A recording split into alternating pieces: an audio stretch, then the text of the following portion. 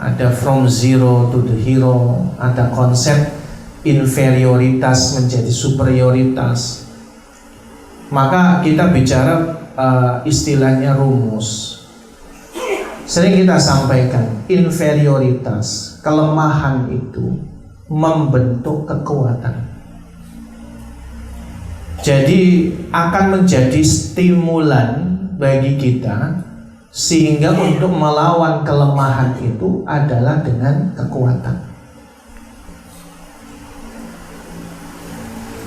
Jadi rata-rata orang-orang penting itu berawal dari inferioritas.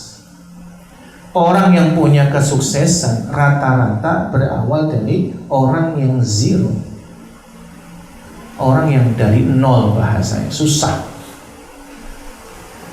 Dengan mentalitas itu sehingga dia membentuk kekuatan agar tidak susah, kan gitu. Maka dia punya mentalitas yang tahan banting. Dia punya mentalitas yang gigih, kuat, berjuang. Nah, ini penting.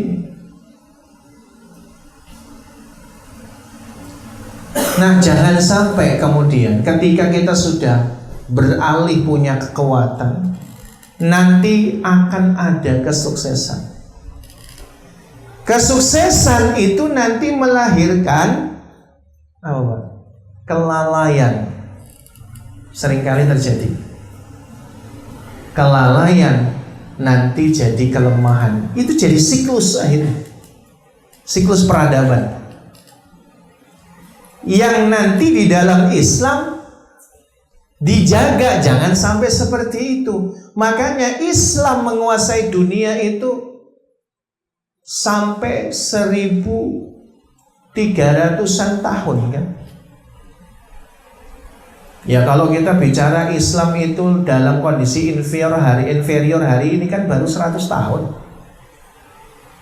1924, ini 2024. Sebelum itu Islam menguasai dunia, Pak. Dari zaman Nabi. Itu jangan salah dengan sejarah. Itu tingkat keberhasilan Islam membentuk peradaban yang kuat sampai berkuasa hingga lewat 13 abad. Coba, nggak ada, Pak, kekuasaan semacam itu di dunia ini, nggak ada.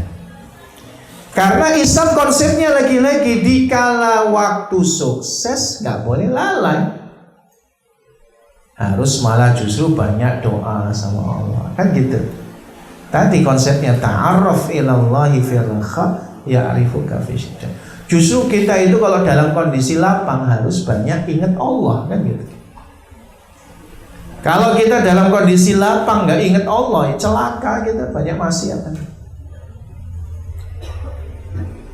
Maka dalam Islam tetap untuk dibangun kesederhanaan anak-anak kita, Pak, di rumah dibangun mentalitasnya. Ini apalagi sekarang katanya nih Gen Alpha, Gen Z, ya sekarang sudah Gen Alpha, di atas Gen Alpha Gen Z. Gen Z saja terkenal dengan mental illness-nya.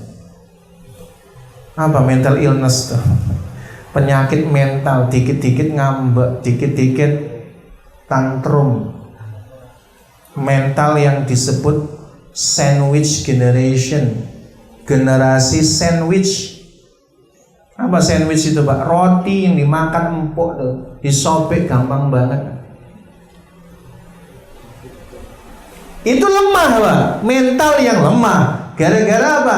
Bapak-bapaknya, orang tuanya, didiknya serba memudahkan, melalaikan, memanjakan.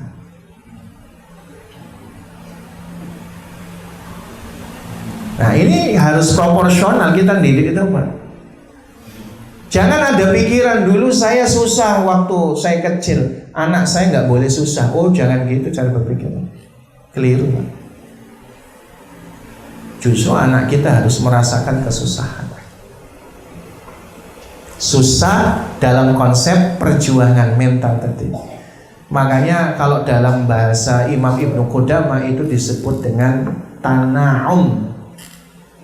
Tanaum itu artinya budaya glamor dan suka bernikmat-nikmat terkait dengan kenikmatan duniawi, keinginannya harus selalu terpenuhi. Wah, itu bahaya. Dalam Islam tidak boleh. Makanya untuk terapinya kata Imam Ibnu Qayyim adalah mukhalafah. Mukhalafah itu melawan, menyelisihi.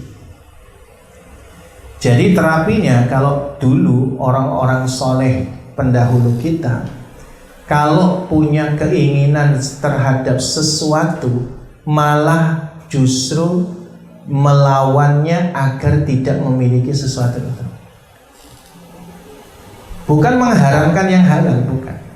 Tetapi itu terapi bagaimana hawa nafsu ditundukkan. Salah penundukannya cuma dengan mukhalafah itu aja. Dalam konsep puasa namanya habs imsak, menahan diri. Itu terapinya.